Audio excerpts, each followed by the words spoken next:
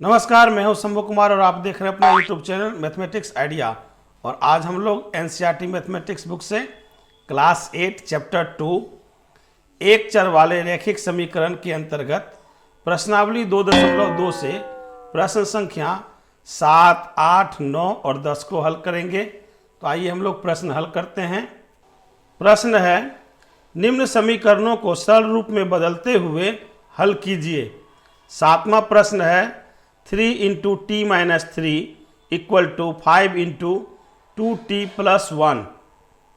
हल करेंगे, 3 से t में गुना करते हैं, 3t माइनस 3 × 3 9 हो जाएगा, बराबर 5 से 2 में गुना करेंगे तो 10t प्लस 5 × 1 5 हो जाएगा।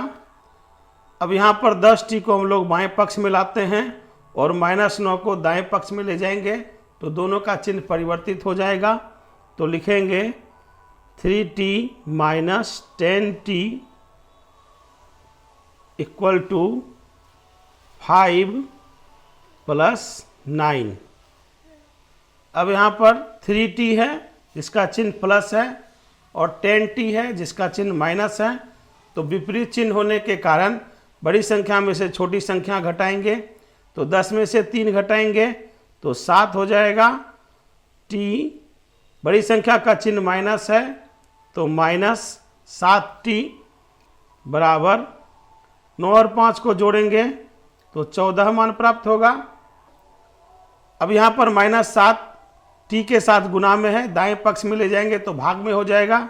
इस प्रकार t बराबर 14 बट्टा -7। 7 से 14 में भाग लगाएंगे, 2 बार में भाग लग जाएगा। इस प्रकार t बराबर -2 मान प्राप्त होता है। यह प्रश्न संख्या 7 का हल होगा। तो इसे हम लोग आंसर लिखते हैं। प्रश्न संख्या 8 है 15 × y-4 -2 × y-9 प्लस 5 × y + 6। यहाँ पर हम लोग हल करते हैं, 15 से y को गुना करेंगे तो 15y - 15 × 4 60 हो जाएगा। 2 से y को गुना करेंगे तो 2y हो जाएगा। y का चिन्ह प्लस है और 2 का चिन्ह माइनस है तो माइनस हो जाएगा। पहले चिन्ह का गुना करते हैं, माइनस × माइनस प्लस हो जाएगा। 9 × 2 18 हो जाएगा, plus 5 × y 5y plus plus plus 6 × 5 30 हो जाएगा, बराबर 0। अब हम लोग y वाले पद को एक जगह करते हैं तो लिखेंगे 15y - 2y प्लस 5y -60 जोड़ 18 जोड़ 30 बराबर 0। हल करेंगे, 15y जोड़ 5y 20y हो जाएगा, -2y -60 प्लस 30 और 18 को जोड़ेंगे तो 48 हो जाएगा, बराबर 0। हल करेंगे, 20y में से 2y घटाएंगे तो 18y हो जाएगा। अब यहाँ पर बड़ी संख्या 60 है और छोटी संख्या 48 है तो 60 में से 48 घटाएंगे तो 12 मान प्राप्त होगा।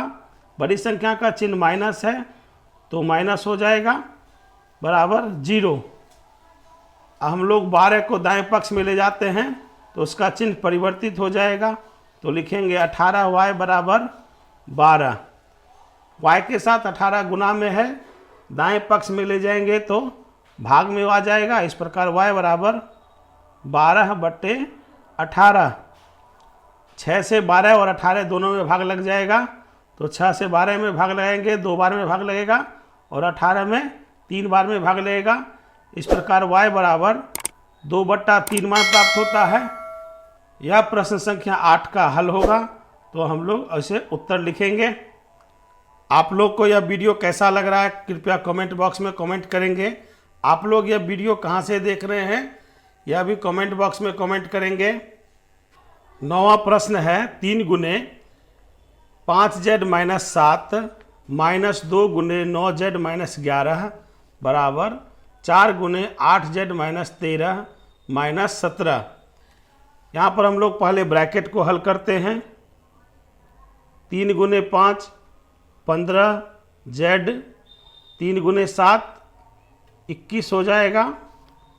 यहाँ पर चिन्ह माइनस है और यहाँ चिन्ह प्लस है, तो प्लस माइनस माइनस 2 गुने 9z 18z हो जाएगा, माइनस माइनस प्लस 2 गुने 11 22 हो जाएगा, बराबर 4 गुने 8 32z हो जाएगा, माइनस 13 गुने 4 52 माइनस 17। हल करेंगे 15z minus 18z plus 22 minus 21 बराबर 32z माइनस 52 माइनस 17। 15 में से 18z को घटाएंगे तो माइनस 3z हो जाएगा। 22 में से 21 को घटाएंगे तो प्लस 1 हो जाएगा, बराबर 32z। यहाँ पर 52 और 17 का चिन्ह माइनस है, तो दोनों जुट करके माइनस हो जाएगा, जोड़ेंगे तो 69 हो जाएगा। अब यहाँ पर 32z को बाएं पक्ष में ले जाते हैं और 1 को दाएं पक्ष में ले जाते हैं, तो दोनों का चिन्ह परिवर्तित हो जाएगा।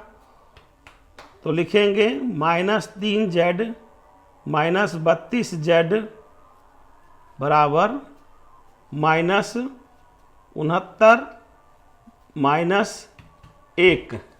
यहाँ पर माइनस 3z है और माइनस 32z है, यानी समान चिन्ह है, तो जोड़ हो जाएगा। 32 3 35z हो जाएगा। यहाँ दोनों का चिन्ह माइनस है तो माइनस हो जाएगा, बराबर माइनस 69 और माइनस 1 जुट करके माइनस 70 हो जाएगा।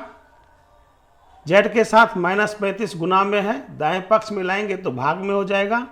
इस प्रकार z बराबर माइनस 70 बट्टा माइनस 35, माइनस से माइनस कट जाएगा, 35 से 70 2 बार में भाग लगेगा। इस प्रकार z बराबर 2 मान प्राप्त होता है। यह हमारे प्रश्न संख्या 9 का हल होगा, तो हम लोग इसे उत्तर लिखेंगे। 10वां प्रश्न है 0.25 गुने 4f माइनस 3 बराबर 0.05 गुने 10f माइनस 9। हल करेंगे 0.25 गुने 4, तो गुना करेंगे तो 25 गुने 4 100 हो जाएगा। 2 अंक पर दशमलव है, तो 2 अंक पर दशमलव लिखेंगे f, यानी 1.00f माइनस 25 गुने 3 करेंगे तो 75 हो जाएगा। दशमलव लिखेंगे, 2 अंक पर है तो 2 अंक बाद दशमलव लिखेंगे।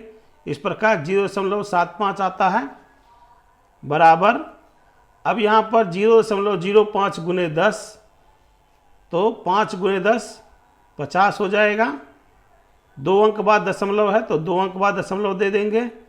इस प्रकार 0.50 f माइनस 9 गुने 5 45। 2 अंक बाद दशमलव है तो 2 अंक बाद दशमलव देंगे। 0.45। हम लोग चर पद f वाले को एक तरफ करते हैं और अचर संख्या को दूसरी तरफ ले जाते हैं, तो दोनों का चिन्ह परिवर्तित हो जाएगा। तो लिखेंगे 1.00f माइनस 0.50f बराबर माइनस 0.45 प्लस 0.75। अब यहाँ पर हम लोग घटाव की प्रक्रिया करते हैं, तो घटाव की प्रक्रिया करेंगे 1.0050 घटाएंगे तो 0, 10 में से 5 जाएगा तो 5 0। इस प्रकार घटाने पर 0.50f प्राप्त होता है बराबर, अब यहाँ पर घटाव की प्रक्रिया करेंगे 0.75 घटाव 0.45 घटाएंगे, 5 में से 5 जाएगा 0, 7 में से 4 जाएगा 3.0, हल लिखेंगे 0.30, f के साथ 0.50 गुना में है, दाहिने तरफ ले जाएंगे तो भाग में हो जाएगा। इस प्रकार f बराबर 0.30 बट्टा 0.50। हम लोग दशमलव को हल करते हैं तो 2 अंक है, दशमलव के बाद 2 अंक है तो बट्टा में 100 लिखेंगे। यहाँ भी 5 शून्य यानी 2 अंक है तो अंश में 100 लिखेंगे। अब शून्य से शून्य को काट देते हैं, शून्य से शून्य को काट देंगे, 5 से 10 में भाग लगाएंगे, 2 बार में भाग लग जाएगा। इस प्रकार f बराबर 3 गुने 2 6 बट्टा 10 प्राप्त होता है।